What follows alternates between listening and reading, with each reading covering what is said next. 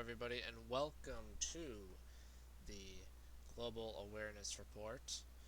And in this episode, we are going to be having a bit of a extra long coverage on Asia because of the recent events with Taiwan and stuff. We will have a Ukraine war analysis, although not a whole lot has happened on the front, but I will go over it. So, we're going to start right off here with very important news, which is Nancy Pelosi, the U.S. Speaker, the Speaker of the House of Representatives for the United States of America, has arrived in Taiwan. She's no longer there as of the recording of this video. I believe she is in South Korea right now, finishing up her trip, and she might land in Japan next. Actually, afterwards, I'm not entirely sure when the trip will end, but it's not going to go on for a whole lot longer, I believe.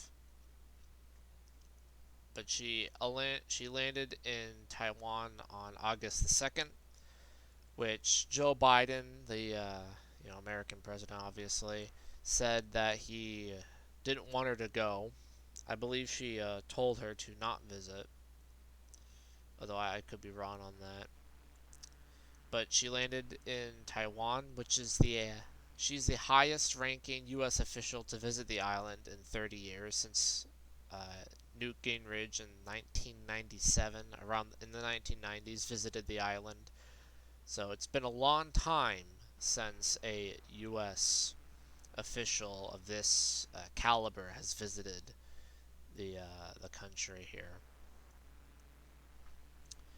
And China obviously did not like this.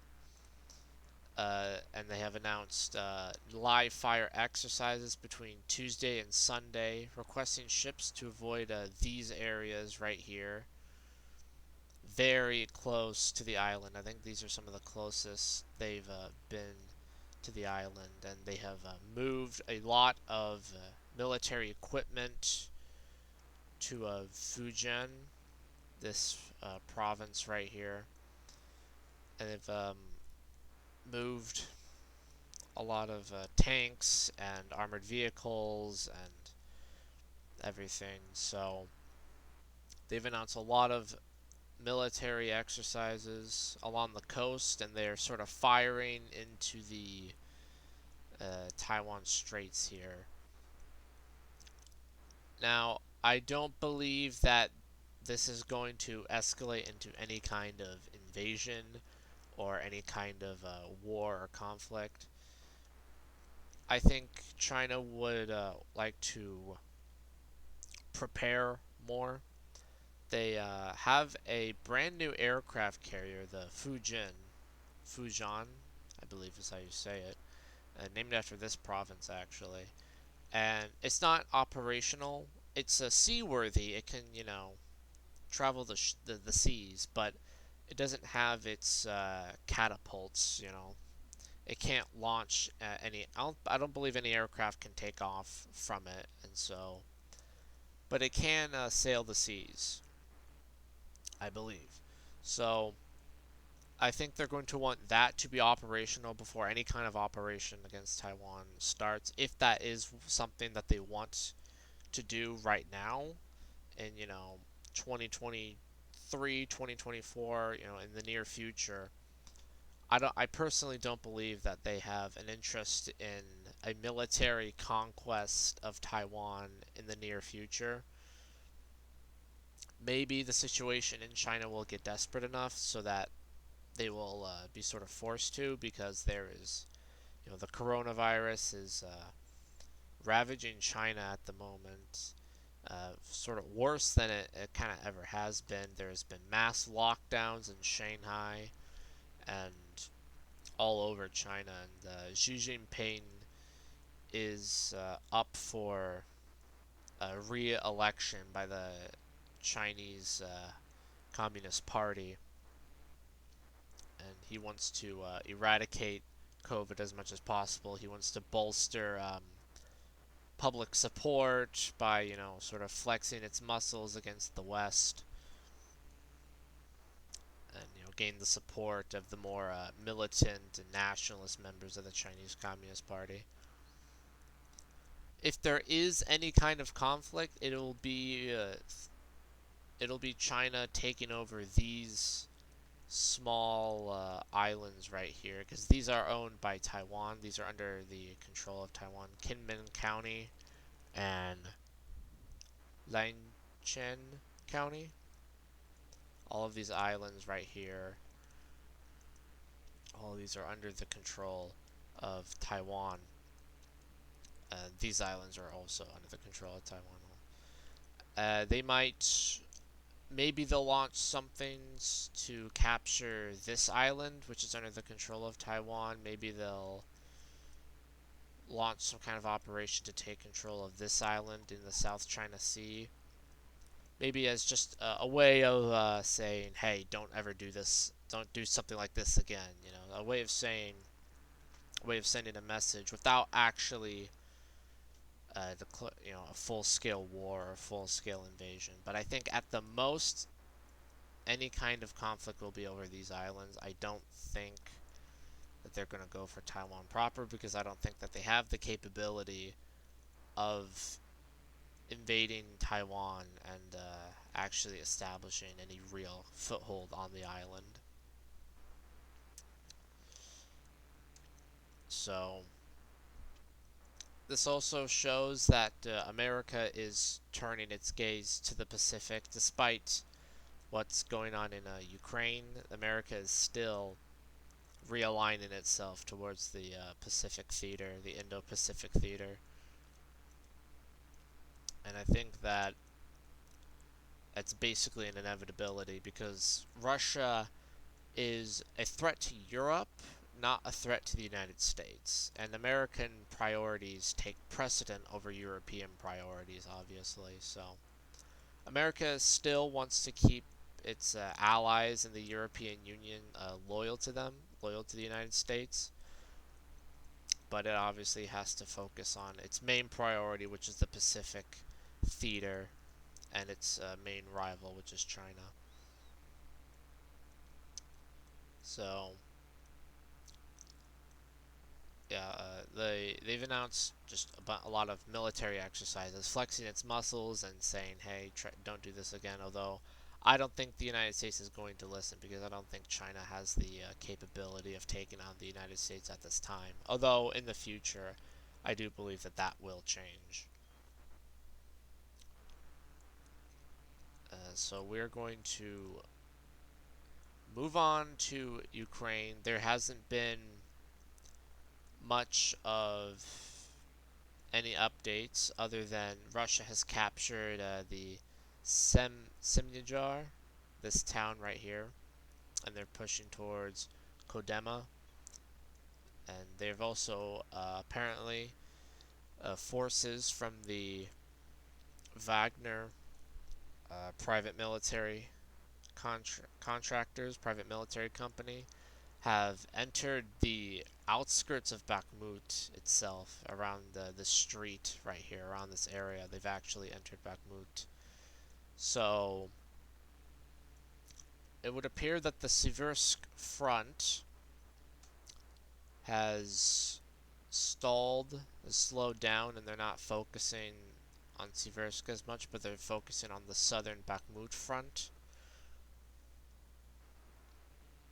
And so they're gonna. This is probably where the Ukrainian line is the weakest. So, as you can see right here, they're not. There are mechanized brigades and there are units here, but over here in the north in Siversk, there's a lot more. There are a lot more Ukrainian forces around Siversk and around this area to the north of Bakhmut, but to the south here, there aren't as many forces. So this appears to be where the Ukrainian line is the weakest, and so the Russians are pushing here. If Bakhmut were to fall, that would be a devastating blow to Ukrainian forces. Siversk would be forced to... The forces around Siversk would be forced to retreat. This whole line would be untenable if Bakhmut were to fall. And if These, if this, what is most likely a scouting slash probing force, has really entered the city limits, that is very bad news for the Ukrainian defense.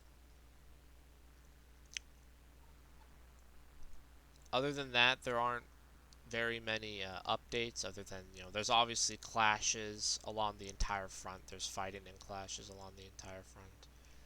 A quick update: I believe the Ukrainians have recaptured this town right here, Op Opnite, Optiene. I'm not so sure, but they have captured. I think they've recaptured this town right here up to these sort of lakes, as well as a quick update as at Piske. The Russians have captured the south of the city, including this dam area right here. This has been confirmed by Ukrainian sources as well, so I've pushed the front line up here. So the Russians are advancing across the Donetsk front, and I believe that's pretty much everything for the front line news. It is, again, it's a slow, methodical campaign. It's not it's not a blitzkrieg, quote unquote. Although, actually, fun fact, the Germans never actually used the word blitzkrieg. They used Bewegungskrieg. Blitzkrieg is not an actual word the German army ever used in World War II. But, anyways, there is interesting. There's a very, I suppose, interesting, I guess disturbing as well, report from Amnesty International that Ukrainian forces have committed war crimes and their tactics are endangering civilians needlessly. They say here that the Ukrainian forces have put civilians in harm's way by establishing bases and operating weapon systems in populated residential areas, including schools and hospitals, as they repel the Russian invasion that began in February. And Amnesty International said today, such tactics violate international humanitarian law and endanger civilians as they turn civilian objects into military targets. Amnesty International also says that the Russians have committed war crimes and that the Russians have also violated international law and whatnot.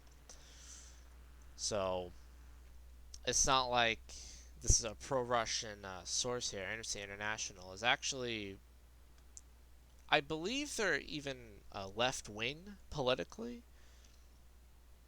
They're not exactly pro-Russian. They're quite anti-Russian. But, you know, this is not really surprising if you've been following the war in very close detail. I mean, I really don't think anyone cares about international law. No one really like when it comes down to it, no one cares for international law or any of these treaties because at the end of the day, it's a war. It's a fight for survival. So you're going to use everything you can at your disposal. So frankly, this is not a surprise at all. Although I suppose the crowd of people that are very, very pro-Ukrainian say that are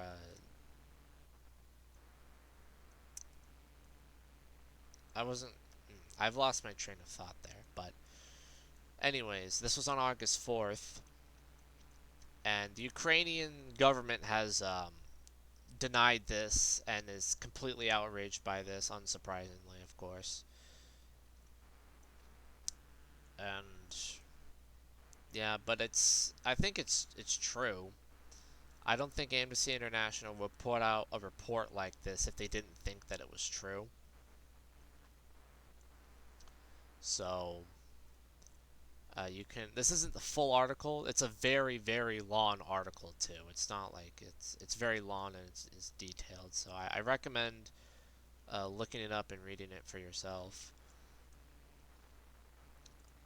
Anyways, we are actually going to move on to the Balkans, in Kosovo and in Serbia here.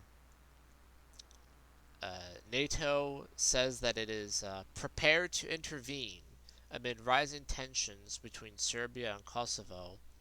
This was on July 31st.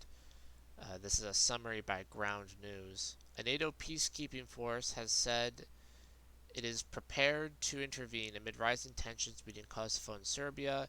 The pledge comes as Kosovo police say that they closed two border crossings in the volatile north after local Serbs blocked roads and fired shots at police in protest. Locals were enraged by an order to switch Serb car number plates to Kosovonian ones within 2 months, sparking protests. So Serbs living in in the country of Kosovo here, which isn't, I don't believe is fully recognized as a country, although a good number of countries, including the United States and most of the West, recognize it as a country, is a Muslim majority country that broke away from Serbia during the Yugoslav wars, and it's been a point of contention in this region ever since. So the Kosovonian government has told the Serbians who live in Kosovo to change their license plates on their cars to Kosovonian ones and not Serbian ones. This sparked a lot of outrage and protests, and so there was you know a lot of tension that is built up in this region now because of that. So we'll have to see here. We'll have to monitor the situation. We haven't seen something like this in this region for quite a while. So this we will obviously keep an eye and monitor the situation in the Balkans, because if a war were to break out, that would be two wars going on in Europe simultaneously. That would be unprecedented. And speaking of conflicts flaring back up again, troops of Azerbaijan and Nagorno-Karabakh clash, and 3 were killed. This is a new rise in tensions in the Caucasus, in this region right here. This is Nagorno-Karabakh, officially known as the Republic of Artsakh. It's a breakaway state in the South Caucasus, whose territory is internationally recognized as part of Azerbaijan, but this territory and, and and even more territory outside of this, because there was a war between Azerbaijan and Armenia in 2020, and Azerbaijan took a majority of this country's, well, this self-declared country's territory. And there was a peace in 2020, but now tensions are rising back up again as this is a ceasefire violation. I think that's not really a controversial statement, but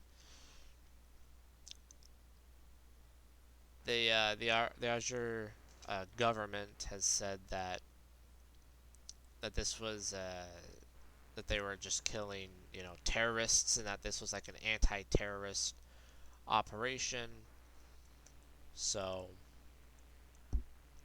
clashes between the forces are reignited on Wednesday in the separatist region of Nagorno-Karabakh, where 3 soldiers were reportedly killed. Nagorno-Karabakh military officials said that drone attacks carried out by Azerbaijani forces killed 2 of their troops and wounded another 14.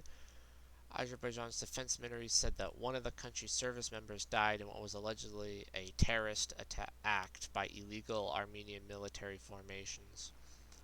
So obviously both sides are accusing each other of being the bad guy here, as is the case every single time.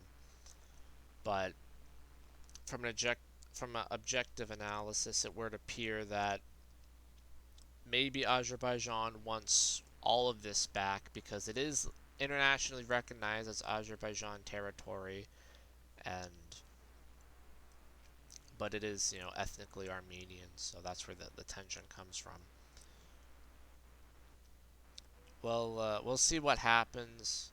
The war very well could reignite and the ceasefire could be broken. That is a strong possibility here. So, again, we'll continue to monitor the situation. But again, like I say, like in the past two episodes, the world tension is just continues to rise and rise as as the liberal world order is ceasing to be. Or in my opinion, it's already ceased to be, and now we're in a state where there is real no world order. There is no world order, which is why we're seeing world chaos, so to say. We're gonna wrap up the episode quickly here. In Kuwait, we have some news from the oil-rich country to the south of Iraq here that the parliament in Kuwait has formally dissolved, similar to the situation in Italy. The Crown Prince issues a decree dissolving the parliament, says that elections will be held within 2 months. Kuwait has formally dissolved parliament in a decree, according to the state news agency, as the Gulf Arab states' Crown Prince moved to resolve a standoff between the government and elected parliament that has hindered fiscal reform. So I sort of debated with myself if I should put this on here because this does seem like more of a domestic issue, but the last time this happened was in 2016. So that is pretty big news, and this region is obviously the Middle East is a volatile region of the world, and where there's political instability in the Middle East, you should keep your eye on it. So that's why I decided to mark this here, because any kind of political instability it can really rapidly uh, devolve into violence in this part of the world.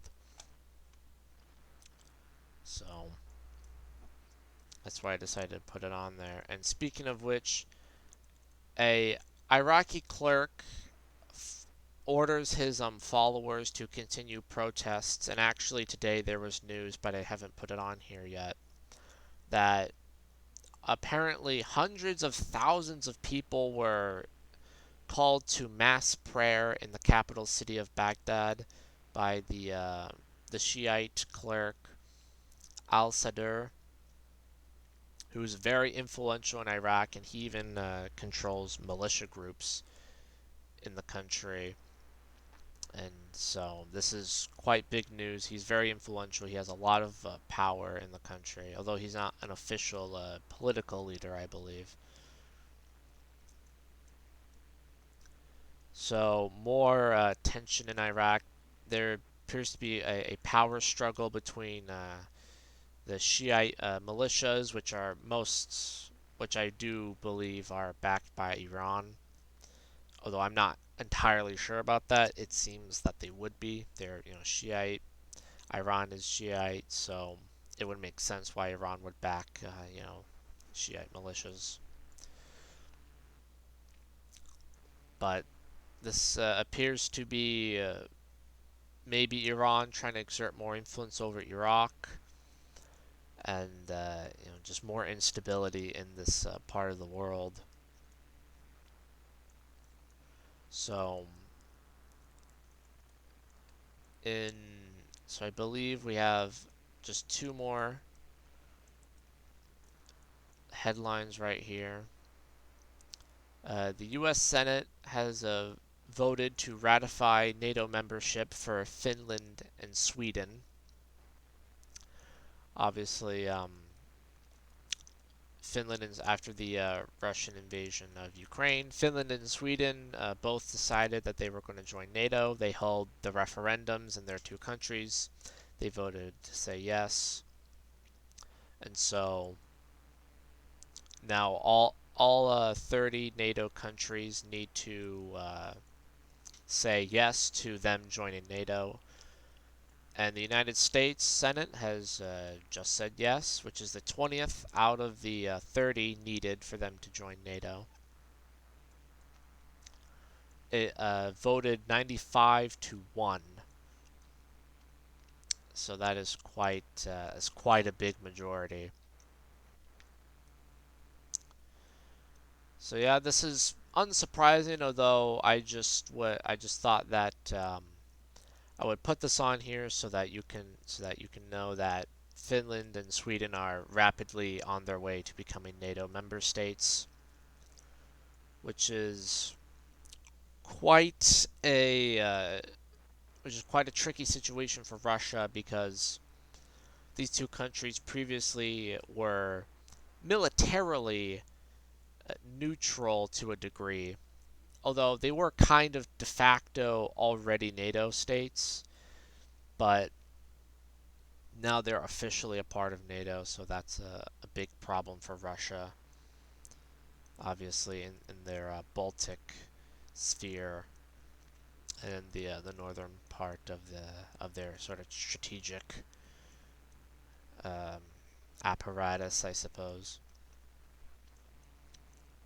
But Sweden and Finland are most certainly going to become NATO member states, maybe even by this month, by the end of this month. Although we'll have to see. Certainly by the end of this year, I believe that they'll be in NATO. But uh, I believe Vladimir Putin actually made some kind of a statement that that Russia doesn't care if they're a part of NATO or not, which I'm not so sure if I believe that.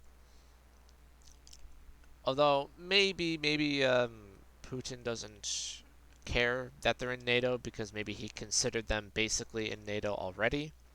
Maybe that's what he meant. But Russia certainly does care about the Baltic Sea and the Scandinavia. Historically, it's done so, and it continues to do so, obviously. But I don't really have the time to get into it, nor I don't really have the knowledge to fully understand the strategic situation in the Baltic Sea. But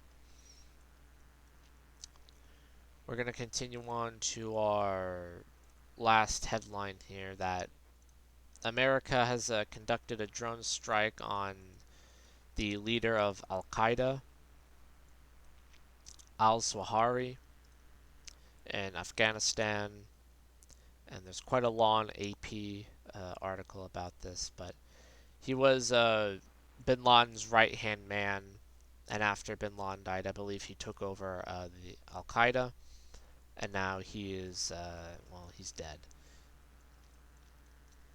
I don't think that this is super relevant because Al Qaeda isn't as relevant as it once was, but this is a pretty major blow to that terrorist group. So we'll probably see some less activity. They'll probably be less organized, but in the big picture, in the sort of the global scheme of things, Al Qaeda was isn't very relevant. They haven't been for a while, so. But I believe that that's everything. There wasn't. This was a lot of geopolitics, not so much updates on the front line in Ukraine because it's quite a slow. It's kind of a slow war, but we will obviously on keep you guys updated on what's happening in Ukraine. So I believe that's going to be the end of this episode. I'm going to try to make these shorter and more concise and everything. So that's it. Like, comment, and subscribe. Comment any thoughts, share any criticisms you have, and let's. Thank you for watching. So I'll see you in the next episode. Thanks.